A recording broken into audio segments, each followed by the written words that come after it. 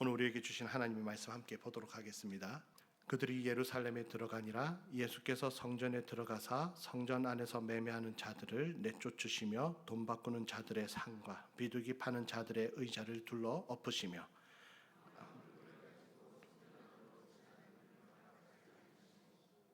이에 가르쳐 이르시되 기록된 바 내 집은 만민이 기도하는 집이라 칭함을 받으리라고 하지 아니하였느냐. 너희는 강도의 소굴을 만들었도다 하시매.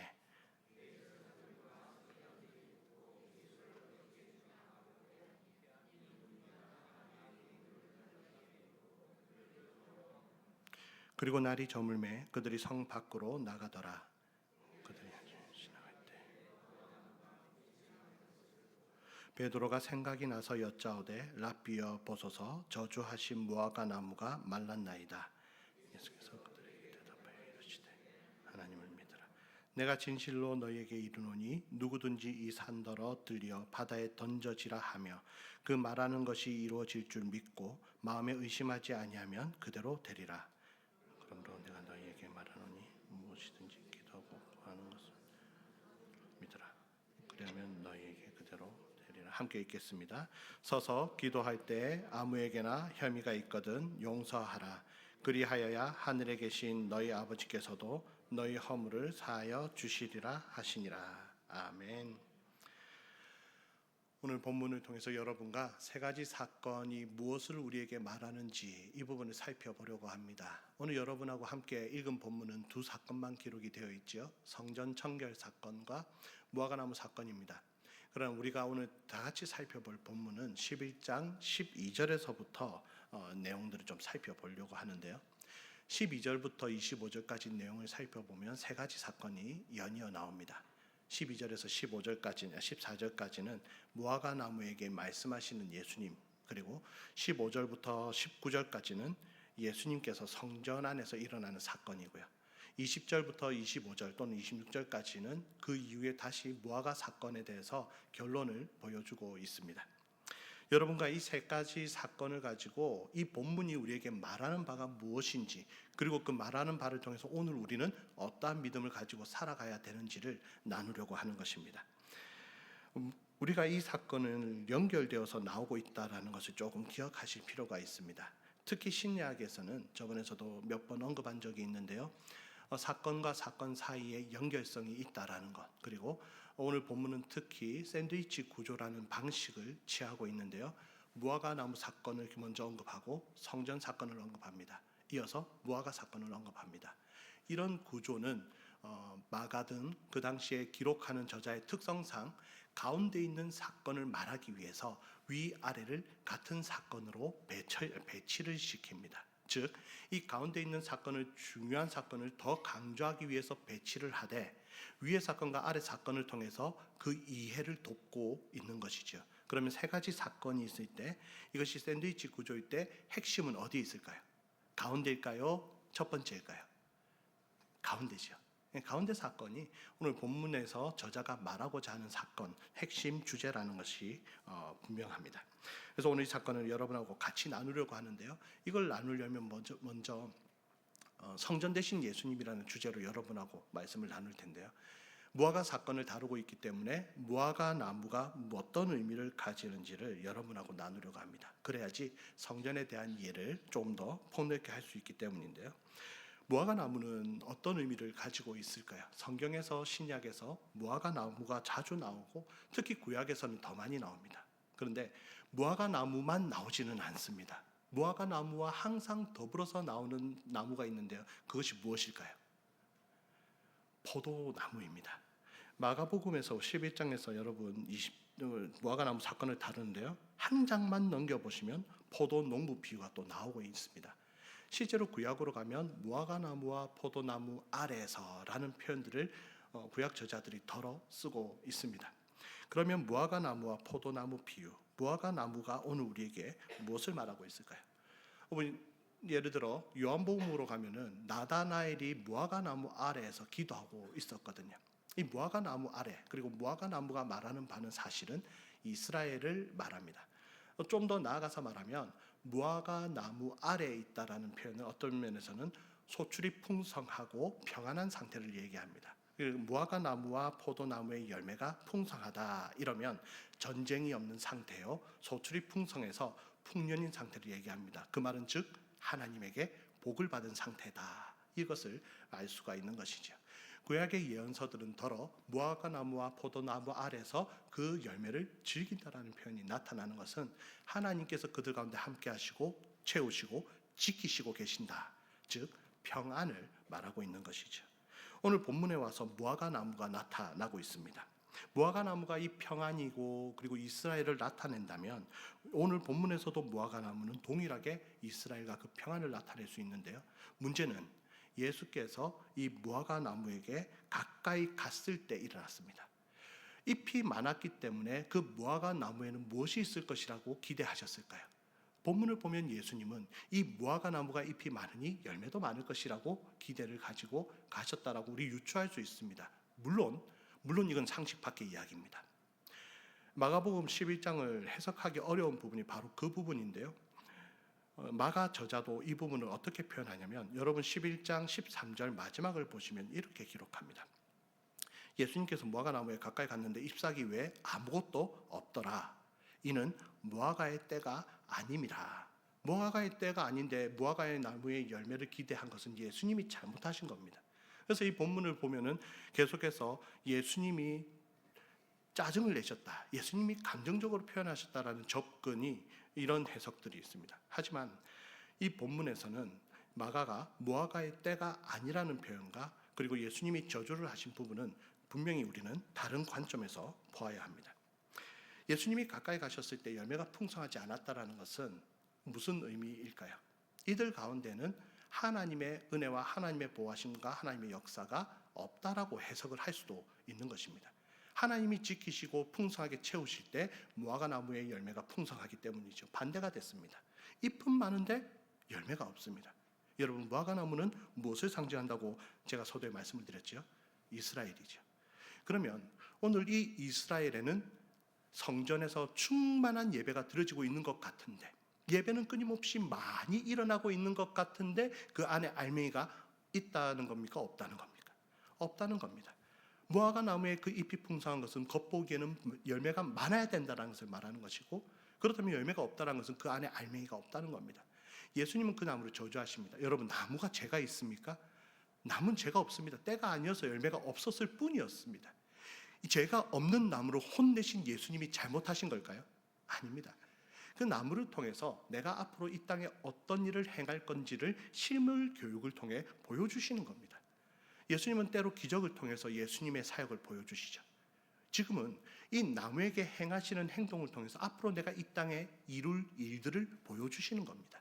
그러면 무화과 나무의 열매가 없었다고 해서 이 열매를 향하여서 너는 다시는 사람들이 너로부터 이 열매를 취하지 못하게 될 것이다 라고 말씀을 하셨습니다. 이 말씀을 하시자마자 그 나무는 실제로 뿌리부터 마르며 완전히 생명을 잃게 됩니다. 여러분, 무화과 나무가 뿌리부터 말랐다라는 것은 무엇을 말하는 것일까요? 열매 없는 그곳에는 이제 생명도 없어졌다라는 것을 보여주고 있습니다. 자, 그렇다면 이 사건은 무엇을 말하고 있습니까? 우리는 마가가 기록한 문맥의 구조를 통해서 그 힌트를 얻을 수 있다고 제가 말씀을 드렸는데요. 아니, 그 구조에서 보지 않으면 이 본문은 도무지 해석하기가 쉽지 않은 본문이 됩니다. 오해하기 좋은 말씀이 되는 것이죠. 왜냐하면 나중에 후반부에 나오는 무화과 나무가 마르는 사건에서 보면 예수님이 말씀하시는 내용이 그냥 믿어라, 기도하면 다 들어준다, 그리고 용서해라, 아주 평이하고 평범한 내용의 메시지를 전달해 주십니다. 베드로가 무화과 나무가 말라서 죽어버렸습니다 했는데 예수님의 대답이 이랬다는 겁니다. 그러니 아주 평범하게 그냥 해석될 수 있는 부분입니다만, 사실은 이 부분을 조금 더 샌드위치 구조를 기억하고 핵심이 무엇인지를 기억하고 본다면 상황은 많이 달라집니다. 여기에서 핵심은 무화과 나무가 아니라 성전입니다. 성전을 청결하신 예수님이시죠. 그래서 우리는 이 본문을 이제 같이 살펴보게 될 텐데요. 이렇게 배치한 것이 해석의 포인트가 됩니다. 그렇다면 무화과는 이스라엘을 상징하는 것이 맞게 되는 것이죠. 이스라엘에 더 이상 생명을 공급하는 하나님의 은혜가 이제는 이루어지지 않고 있다는 것입니다. 여러분, 이스라엘은 어디로부터 하나님의 은혜를 공급받을까요? 성전입니다. 이스라엘이 유대인들이 성전을 통해서 하나님을 만나고 성전을 통해서 그 은혜를 공급받고 있습니다. 이 성전을 통해서 은혜를 공급받고 있는데 지금 이스라엘의 상태가 어떻다고 이 무화과 나무를 통해서 보여주십니까? 예배는 여전히 끊임없이 일어나고 있어요. 빠지지 않고 일어나고 있지만 거기에는 누가 계시지 않다라는 겁니까? 하나님이 계시지 않다라는 것입니다. 하나님이 계시지 않기 때문에 거기에는 생명이 더 이상 공급되지 않고 있는 것입니다. 무화과 나무를 통해서 예수님은 그것을 보여주신 것이죠. 성전이 더 이상 성전의 역할을 못하게 된 내용이 이제 후반부에도 나오게 되는데요. 우리는 마가복음 13장 2절을 통해서 예수님이 오늘 본문에서 하시고 싶었던 말씀에 조금 더 구체화된 본문을 볼 수가 있는데요. 13장 2절 잠깐 한번 넘어가시겠습니다. 13장 2절 내용을 여러분 함께 한번 읽어주시면 감사하겠습니다. 예수께서 함께 읽도록 하겠습니다. 시작. 예수께서 이르시되 내가 이 큰 건물들을 보느냐 돌 하나도 돌 위에 남지 않고 다 무너뜨려지리라 하시니라. 예수께서는 13장에 이르러서는 성전에 대한 이야기를 하시는데 여기서 큰 건물들을 보느냐 성전의 웅장함을 두고 이야기를 합니다. 그런데 이 성전의 웅장함을 보고 있는데 그 성전이 어떻게 된다고요? 완전히 무너진다라는 겁니다. 돌 하나도 남지 않을 정도로 완전히 무너진다라고 이야기를 하고 있는 것이죠. 무슨 얘기일까요? 열매 없는 무화과 나무는 곧 생명을 잃어버린 것인데, 즉 주님과의 교제가 끊어진 상태를 말하는데 이것은 바로 지금 이스라엘의 상태를 말하고 있습니다. 이스라엘의 상태고 곧 성전에서 더 이상 생명력이 샘솟지 못하고 있다라는 것, 즉 하나님의 임재가 끊어진 상태라는 것을 말하고 있죠. 왜 성전이 중요한지 조금 더 이 말씀을 나눠보고 싶은데요. 이스라엘에게 있어서 성전은 어떤 의미일까요? 이스라엘은요 지금 로마의 통치를 받고 있죠. 속국입니다. 로마의 속국인데도 불구하고 나라를 잃었음에도 불구하고 그들은 건재하다고 생각합니다. 제사장들도 그렇고요, 유대인들도 그렇고요. 우리는 아직 건재하다고 생각합니다. 나라를 잃었음에도 불구하고 그들은 도무지 약한 존재, 이미 무너졌다, 망했다라고 생각하지 않는다는 겁니다. 우리는 여전하다라고 생각합니다. 그들의 그 자신감과 그 건재하다라는 근거는 어디에서 올까요? 이들은 성전이 건재하면 나라도 건재한 것이고, 성전이 건재하면 우리는 하나님의 지키심과 보호하심을 여전히 누리고 있다고 생각합니다. 그래서 성전 안에서 모든 것이 이루어진다고 생각하는 것이죠. 이스라엘 사람들에게 있어서 성전이란 바로 정체성입니다. 그들의 정체성이 성전에 있는 것이죠. 여러분 이거 구약에서도 발견한 적이 있습니다. 언제입니까? 사무엘상 4장으로 가보시면 기억이 나실 텐데요. 사무엘상 시절에 사사기 마지막 시절이죠. 블레셋과의 전쟁 앞에서 그들이 전쟁에 이기기 위해 무엇을 앞에 내밉니까? 언약궤를 내밉니다. 언약궤가 왔을 때 블레셋 군대에서 어떤 소리를 내냐면 우리는 이제 다 죽었다, 여호와가 저기 임했다라고 얘기하는 것이죠. 이들이 언약궤를 내밀면서 전쟁에 이길 것이라고 생각했던 것이죠. 마치 오늘 본문에서 성전이 우리에게 있으면 여전히 하나님은 우리와 함께 하신다라고 착각하는 것처럼 그 구약 상황, 그 사사기 말기에도 똑같은 행동을 해서 결국 어떻게 됩니까? 하나님의 임재를 상징하는 언약궤를 블레셋에게 뺏겨버립니다. 똑같이 오늘 이스라엘은 여전히 지금도 동일하게 성전의 그 모든 의미를 담고 있고 성전 자체가 그들에게 정체성이 되었던 것이죠. 로마의 통치 아래서도 꺾이지 않았던 내용이 바로 여기에 있습니다. 그런데 아까 전에 마가복음 13장 2절에서 보셨다시피 AD 70년경에 유대와 로마의 전쟁이 일어나고 그 전쟁을 통해서 이 성전은 완전히 회파됩니다. 그 예언이 실제가 되는 것이죠. 여러분 마가복음에서도 예언하고 복음서에서도 예언해서 이 성전이 완전히 회파된다라는 것은 우리가 알고 있습니다. 근데 외적으로는 성전이 회파되는 것을 알고 있어요. 하지만 오늘 본문에 따르면 예수님은 내적인 성전의 내적인 부분이 완전히 깨어져 망해버린다라는 것을 오늘 본문에서는 그 성전을 이야기하고 있습니다. 영적인 의미에서 성전이 완전히 그 의미를 잃게 된다는 것을 보여주는 장면이 성전 오늘 본문에 있는데요. 여러분 그 무화과 사건은 마태복음과 마가복음에만 기록되고 있고요.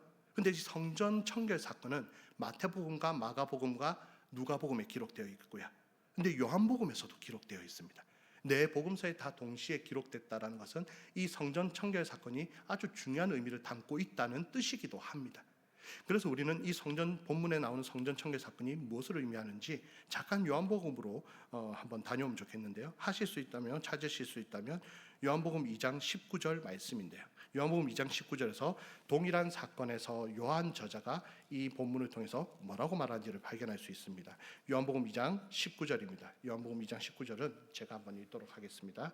예수께서 대답하여 이르시되 너희가 이 성전을 헐라 내가 사흘 동안에 일으키리라.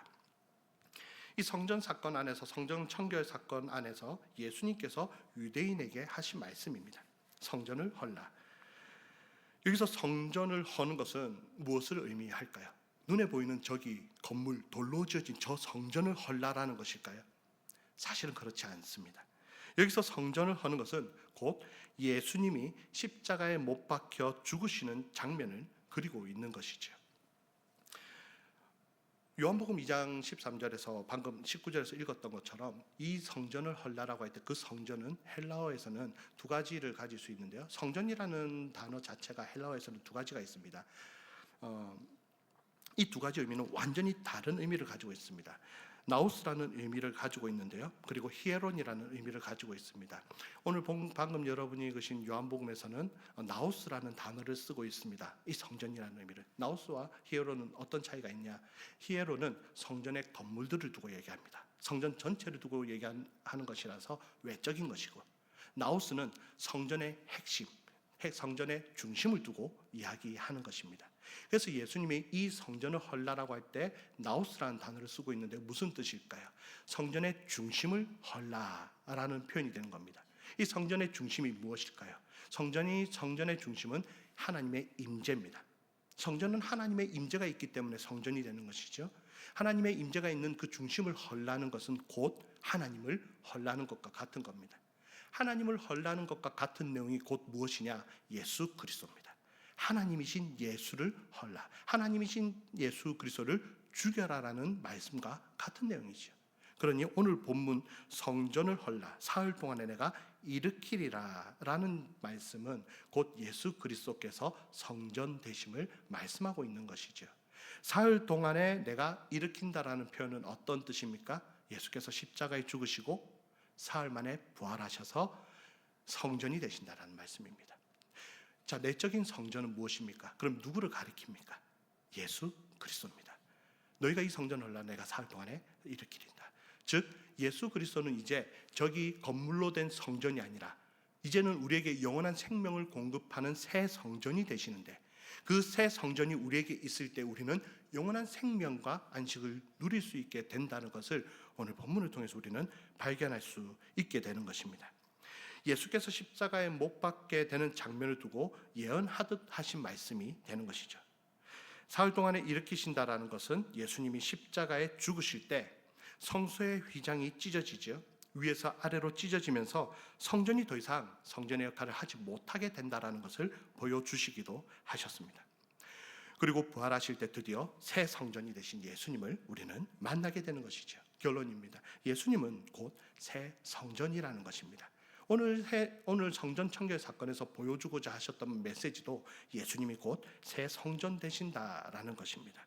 이러한 이해를 가지고 다시 우리가 본문으로 돌아오면 성전과의 연결고리를 좀 더 분명하게 볼 수가 있습니다. 본문의 중심이 성전과 관련된 것임을 여러분 한번 기억하시고 21절로 한번 가보시면 좋겠습니다. 11장 21절인데요. 11장 22절은 베드로가 표현하는 말입니다. 베드로는 이렇게 말합니다. 베드로가 생각이 나서 여짜오되 랍비여 보소서 저주하신 무화과 나무가 말랐나이다. 이는 무화과 나무 자체가 말라서 죽었다라는 것을 말하고 있지요. 이에 예수님은 23절에서 25절까지 도통 이해할 수 없는, 연결되지 않는 말씀을 이어가십니다. 어쩌면 아까 전에 나눴던 것처럼 단순한 의미로 그러니까 너는 믿음을 가지고 기도하고 용서하면서 살라, 그렇게 살면 된다라고 이야기하는 말씀일 수도 있습니다만, 성전, 예수께서 새 성전이라는 의미로 접근을 하면요 23절에서 25절까지 말씀은 조금 다른 의미를 가집니다. 성전과 연결이 됩니다. 믿음도 그렇고요, 기도도 그렇고요. 용서도 그렇습니다. 새 성전 되신 예수 그리스도는 곧 이 믿음과 기도와 용서가 같이 연결되고 있다라는 것입니다. 그래서 우리는 이 본문이 간단한 내용인가 아니면은 성전과 관련된 내용인지를 한번 살펴볼 수 있는데, 이 생명이 우리는 누구에게서 공급되는지를 한번 보면 좋겠습니다. 믿음, 기도, 용서에 대해서 한번 살펴볼 텐데요. 먼저는 믿음입니다. 여러분 22절을 보시면 예수께서 대답하시죠. 베드로가 말했을 때 예수님이 제자들을 향하여 대답하시는데요. 이렇게 대답하십니다. 하나님을 믿으라.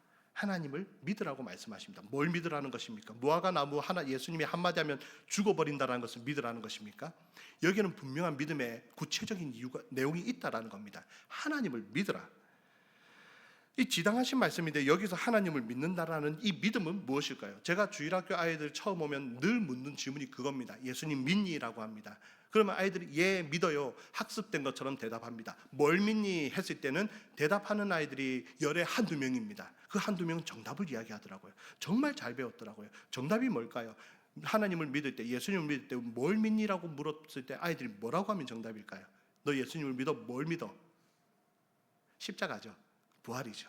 날 위해 십자가 지시고 날 위해 부활하셔서 지금도 나와 함께 계신다라는 것. 그리고 내 모든 죄가 십자가의 용서를 받았다라. 이걸 믿는 것이죠. 예수님은 4대 성인 중에 한 사람이란 걸 믿는 게 아니지요. 믿음에 내용이 있다라는 겁니다. 여러분 오늘 본문에서 하나님을 믿으라고 했을 때 그러면 하나님의 뭘 믿으라고 말씀하고 있는 걸까요? 예수님이요. 예수님이 하나님을 믿으라고 했을 때 그 믿는 것은 구약에서 예언하신 그것을 믿으라는 겁니다. 하나님이 너희에게 이 다 죽어서 생명력을 잃어버린 이 이스라엘에게 더 이상 소망이 없는 이 땅에 하나님께서 약속하신 것을 믿으라는 겁니다. 하나님이 무엇을 약속하셨습니까? 메시아를 보내서 너희가 다시 한 번 더 하나님의 가족이 되고 다시 한 번 더 구원의 놀라운 은혜를 경험하게 해준다는 것. 만민이 하나님 앞으로 돌아오는 은혜의 역사가 반드시 있다라는 것을 믿으라는 것이지요. 하나님을 믿으라는 엉뚱한 내용같이 보이는 이 본문은 하나님을 믿는데 무엇을 믿으라는 것인지를 사실은 말하고 있는 것입니다. 하나님이 우리에게 메시아를 보내시고 그 메시아가 우리 가운데 무엇을 하실지를 너희는 믿으라는 것입니다. 이 생명이 누구에게서 공급되는지를 보십시오. 다시 무화과 나무로 가보십시오. 무화과 나무에 생명력이 없어서 죽어버린 것을 발견하고 있지 않습니까? 자, 다시 한번 보면 성전에서 생명력이 공급됩니다. 성전에는 하나님의 임재가 있기 때문에 그 임재 안에서 놀라운 생명력이 공급되는데 이제는 이 생명력이 성전에서 공급되고 있지 않다는 것이고 누구에게서 공급된다는 뜻일까요? 예수 그리스도입니다. 새 성전이 되신 예수 그리스도에게서 놀라운 생명력이 공급이 되어 온 천하에 있는 사람들이 구원에 이르는 놀라운 역사가 일어나게 될 것을 믿으라는 것이지요. 그렇다면 계속해서 이 믿음은 어떤 것을 믿는지 무엇을 믿는지에 대해서 말했다면 이제 이 믿음은 어떠한 것인지를 조금 살펴볼 필요가 있습니다. 예수님은요 하나님을 믿으라라고 22절에 말씀하시고 이어서 믿음에 대해서 구체적으로 좀 더 언급하십니다. 23절입니다. 여러분 23절을 한 목소리로 함께 읽도록 하겠습니다. 시작. 내가 누구든지 이 산더러 들려 바다에 던져지라 하며 그 말하는 것이 이루어질 줄 믿고 마음에 의심하지 아니하면 그대로 되리라. 아멘. 되게 좋은 내용이죠. 기도하고 하면 믿고 기도하면 어떻게 된다고요? 된다. 이것만 되면 요슬램프 진이하고 다를 게 뭐가 있습니까? 정말 좋은 내용입니다. 이것 자체로 은혜가 됩니다만 이 부분이 무엇을 말하고 있냐는 것입니다. 기도입니다. 기도와 믿음에 대해서 이야기를 하고 있는데 여러분 이 믿음에 대해서 조금 더 보셔야 되는 내용이 뭐냐면 23절을 좀 보십시오. 내가 진실로 너희에게 이르노니 누구든지 이 산더러 들려 바다에 던져지라 하며 그 말하는 것이 이루어질 줄 믿는다랍니다. 산이 들려서 바다에 던져지면 그 산이 있던 자리는 어떻게 될까요? 평평해지겠지요. 산이 들려 바다에 던져진다니 말도 안 되는 이야기입니다. 그런데 예수님은 이 이야기를 성경 신약에 사실은 곳곳에 배치해 두셨습니다. 너희들이 무엇이든지 믿고 구하면 이런 내용들을 같이 배치하신데요. 지금은 일단 믿음에 대해서 이야기를 좀 해볼 필요가 있습니다. 여기서 산을 옮기는 믿음이죠. 산을 옮기는 믿음.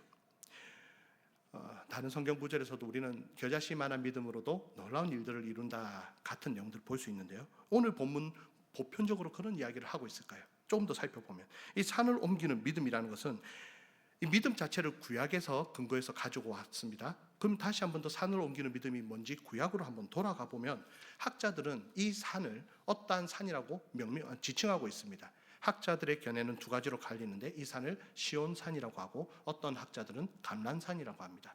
감난산이 되었든 시온산이 되었든 여호와의 산이 되었든 그것이 시온산인데요. 무엇이 되었든지 간에 중요한 건 이 산들의 말하는 바는 종말론적인 맥락이라는 것입니다. 마지막 때에 이루어지는 하나님의 놀라운 역사라는 것이죠. 저는 여기서 이 산을 이사야 2장과 미가서 4장에서 나오는 근거로 이 산을 여호와의 산, 즉 시온산이라고 저는 표현하는 게 훨씬 낫다라고 생각을 하고 있습니다. 그런 학자들의 견해를 따르는 편인데요. 만약에 이 학자들의 견해가 맞다면 여호와의 산, 즉 시온산이 옮겨진다라는 얘기입니다. 시온산이 어떤 의미를 가지고 있을까요? 시온산은 말 그대로 하나님께 예배드리는 장소입니다. 시온산이 가진 의미가 하나님께 예배드리는 장소예요. 그러면 여러분, 하나님께 예배드리는 장소를 두 글자로 하면 뭘까요? 성전입니다. 성전이 완전히 없어진다라고 표현하신 내용과 상통하고 있다라는 것이죠. 우리가 방금 전에 읽었던 마가복음 13장 2절의 말씀이 그 이야기를 하고 있지 않습니까? 성전 위에 있는 돌 위에 돌 하나조차도 남기지 않고 내가 싹 없어지게 완전히 평평해지게 만들어 버리겠다고 말씀을 하셨습니다. 그러면 본문이 말하는 바는 예수 그리스도가 참 성전 되심을 믿으라라고 말씀을 하고 있다라는 것이죠. 사랑하는 여러분, 우리는 예수 그리스도가 우리의 참 성전이 되셨다라는 것을 믿으시기 바랍니다. 이것을 믿고 우리가 성전 되신 예수님으로 인하여서 하나님 앞에 온전히 나아갈 수 있게 되었다라는 것을 믿으시는 저와 여러분이 되시기를 주님의 이름으로 축복합니다. 첫 번째가 믿음입니다. 그렇다면 오늘 본문에서는 이 성전 되신 예수님이 우리에게 어떤 의미가 있는지, 이 믿음이라는 의미가 있다면 두 번째 의미는 이제 기도에서 발견할 수가 있습니다. 오늘 본문은 계속해서 이어서 24절에 기도에 대해서 강조하고 있습니다. 24절을 여러분께서 한번 읽어주시면 감사하겠습니다. 24절 함께 읽겠습니다. 그러므로 내가 너희에게 말하노니 무엇이든지 기도하고 구하는 것은 받은 줄로 믿으라. 그리하면 너희에게 그대로 되리라. 이 말씀도 우리에게 큰 은혜가 되는 말씀이죠. 이 말씀을 여러분 읽으면서 포인트가 어디에 있습니까? 뭘 하라는 것입니까? 기도하라는 겁니다. 근데 어떻게 기도하라는 겁니까? 23절, 24절 안에서 한번 보십시오. 어떻게 기도하라는 것입니까? 믿음으로 기도하라는 겁니다. 믿으라고 하고 있거든요. 믿음으로 기도하라고 말씀하고 있습니다. 예수님이 베드로의 대답에 이렇게 표현하고 있다는 것은 사실은 아이러니한 겁니다.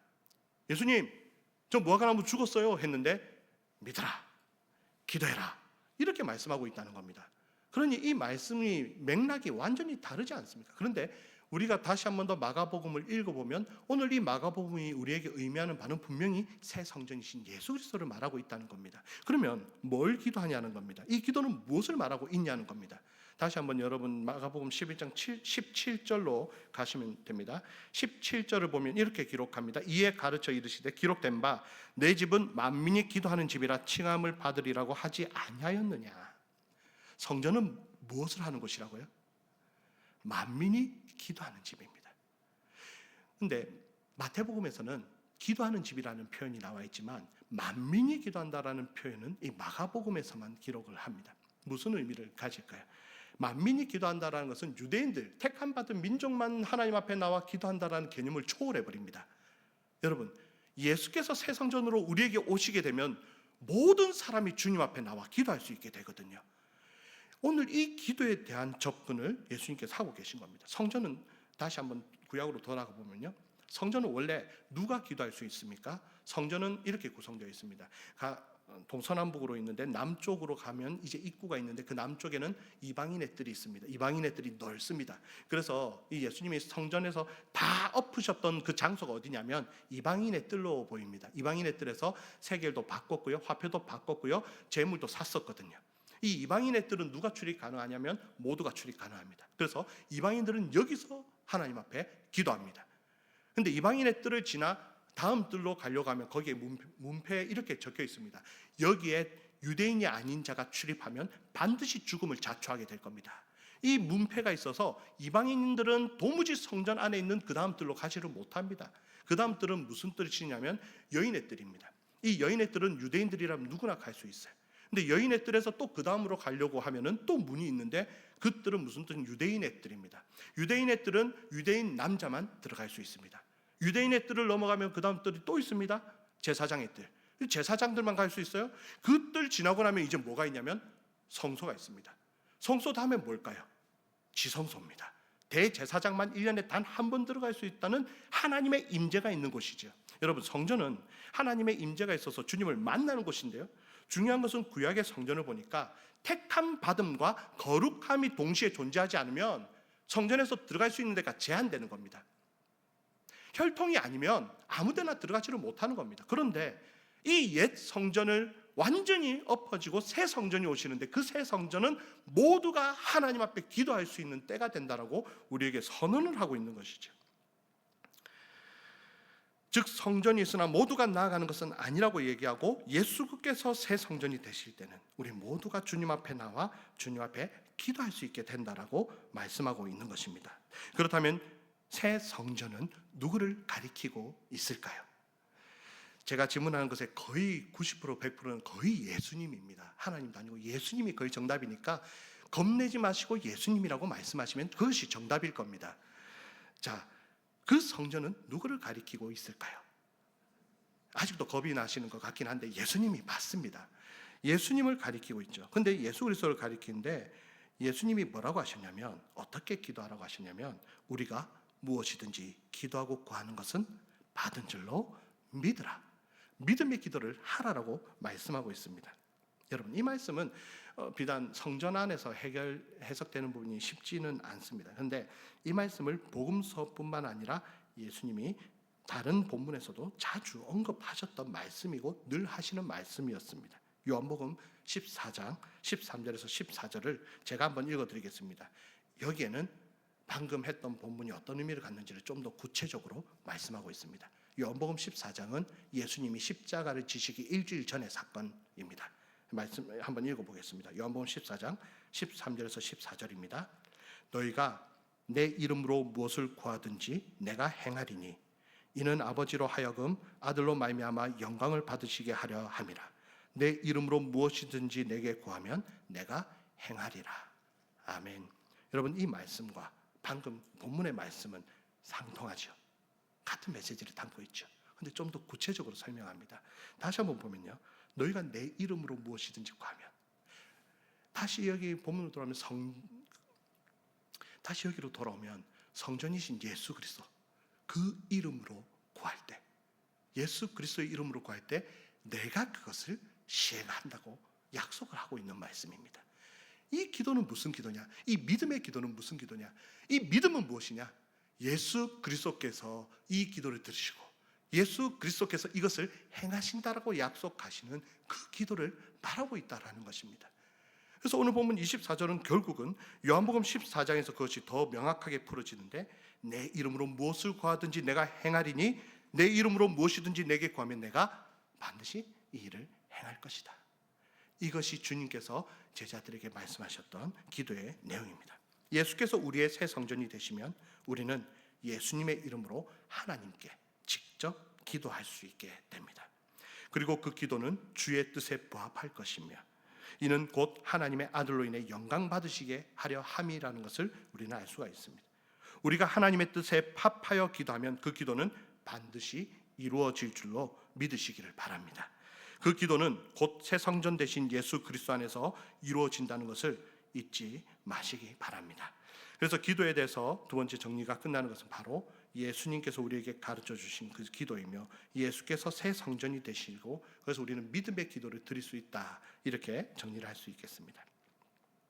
마지막으로 세 번째 이야기를 나눠본다면요, 무화과나무의 마지막에 나오는 부분인데요, 25절입니다. 25절을 함께 한번 읽도록 하겠습니다. 함께 읽겠습니다.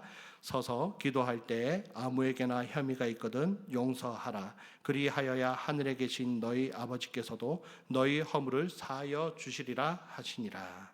아멘. 마지막으로는 용서에 대해서 말씀을 하십니다. 예수님을 믿으라는 겁니다. 메시아이신 예수님을 믿으라고 했고, 예수 이름으로 기도할 때 이제는 이 기도가 바로 하나님 앞에 올라갑니다. 이제는 성전의 어떤 장소에 있어서 하나님에게 멀리 있고 가까이 있고가 결정되는 게 아니라 예수 이름으로 기도할 때가 오고 예수 이름으로 기도할 때는 이제 바로 하나님 앞에 기도하게 된다라는 것이죠. 이 기도를 이야기하고 있습니다. 이렇게 성전과 연결됩니다. 이제는 용서가 성전과 연결됩니다. 여러분, 성전은 누구의 임재를 나타내는 것입니까? 하나님의 임재죠. 그런데 성전의 역할 중에 중요한 역할이 있습니다. 그 역할이 무엇일까요? 제물을 바쳐 피 흘려 생명을 뺏어서 나의 죄가 용서받는 곳이 바로 성전입니다. 그것은 구약에선 제사라고 말하고 신약에 와서는 예배라고 말을 하고 있지요. 이 용서라는 것이 이제 성전의 기능 중에 핵심 기능입니다. 예수님은 이 세 가지를 설명하시면서 예수님이 새 성전 되심을 분명히 말씀하고 있는 것이죠. 이 용서 성전의 기능을 살펴보면요, 속죄 제물의 생명을 대신해야 하면서 내가 용서받고, 그래서 내가 거룩을 회복합니다. 그렇게 하는 이유는 다시금 하나님 앞에 나아가기 위함이라는 것입니다. 다시 한번 기도로 가보십시오. 예수 그리스도가 새 성전이 되시면은 우리는 이제 예수 이름으로 단번에 하나님 앞에 나아가게 되지 않습니까? 근데 이 용서라는 기준이, 용서라는 부분이 바로 하나님 앞에 나아가기 위해 거쳐야 될 중요한 부분이라는 겁니다. 근데 이건 이미 해결이 됐지 않습니까? 예수 그리스도의 십자가에 못 박히심으로 완전한 해결을 받았습니다. 그러니 이제는 이 새 성전 대신 예수께서는 우리에게 용서를 구하고 있습니다. 우리가 예수님 용서해달라는 게 아니고요, 우리에게 용서를 구한다는 것은 우리가 용서받은 것처럼 우리의 원수나 우리가 용서하지 못하는 자들에게 똑같이 용서할 수 있는 그런 자가 되라고 구하고 있다는 것입니다. 새 성전 대신 예수님이 우리에게 오시면 우리에게는 이런 역사가 일어난다라고 말씀하고 있는 것이죠. 그래서 25절에서는 서서 기도할 때 아무에게나 혐의가 있거든 용서하라고 말합니다. 왜 그렇습니까? 단번에 우리는 모든 것을 용서받은 사람이기 때문입니다. 그것은 예수께서 우리의 새 성전이 되실 때 일어나는 역사입니다. 이로보건대 우리는 만약 우리가 정말로 예수님으로 인해 모든 죄악을 용서받았다고 가정을 해보십시오. 실제이지만 가정을 해보십시오. 정말 죽을 수밖에 없는 파렴치하고 악한 죄악에 가득 찬 존재인 내가 이 모든 것을 하나님 앞에 용서받았다면 혹여나 지금 우리 마음에 용서하지 못하는 누군가를 정말로 용서할 수 없을까요? 단 세상에 살아가는 한 존재인 사람이었다면 나에게 그렇게 큰 잘못한 사람 절대 용서 못합니다. 그런데 우리가 정말로 내 인생 전체를 용서받고 하나님 앞에 서서 은혜로 그 나라에 들어가게 되었다, 그 용서를 받은 사람이라면 우리는 아마도 누구라도 용서할 수 있는 존재가 될 겁니다. 이것은 어쩌면 당장 내가 용서할 수 없는 사람이 있을 수 있습니다. 우리에게도 마음이 있기 때문에 당장 용서할 수 없는 자가 있을 수 있는데, 하나님의 은혜를 기억한다면, 예수 그리스도의 은혜가 내게 머물고 있다면 때가 되면 반드시 용서해야 되는 것도 또한 알아야 하는 것입니다. 그래서 우리는 마음을 품어야 합니다. 그리스도의 마음. 그래서 결국은 용서하기까지 우리의 마음을 두고 기도하면서 그 원수된 자, 내가 용서할 수 없는 그 자를 바라보며 용서할 수 있는 사람이 되어야 하는 것이죠. 심지어 그가 내게 용서를 구하지 않았다 하더라도 우리는 그를 용서하는 마음을 품을 줄 알아야 합니다. 왜냐? 그것이 예수 그리스도의 마음이고 새 성전 되신 예수께서 우리 가운데 계시다는 증거이기 때문입니다. 사랑하는 여러분, 오늘 말씀을 정리해 보도록 하겠습니다. 이 세 가지는 사실은 성전의 기능과 성전의 역할을 보여주고 있습니다. 믿음, 기도, 용서. 결국은 성전과 직결된 것이고, 그 성전은 사실은 누구를 예표하고 있습니까? 구약의 성전은 예수 그리스도를 예표하고 있습니다. 예수 그리스도의 십자가를 예표하고 있고 예수 그리스도의 부활을 예표하고 있습니다. 곧 예수께서 새 성전으로 우리에게 오시는 때가 오면 우리는 예수 그리스도로 인하여 하나님 앞에 바로 나아가는 담대함을 얻게 되는 것입니다. 그것이 바로 새 성전 되신 예수 그리스도라는 것입니다. 사랑하는 여러분, 그러므로 믿음을 가지고 살아가시고 날마다 기도하며 주님과 소통하시며 이제는 용서하며 살아가시는 저와 여러분이 되시기를 주님의 이름으로 축복합니다.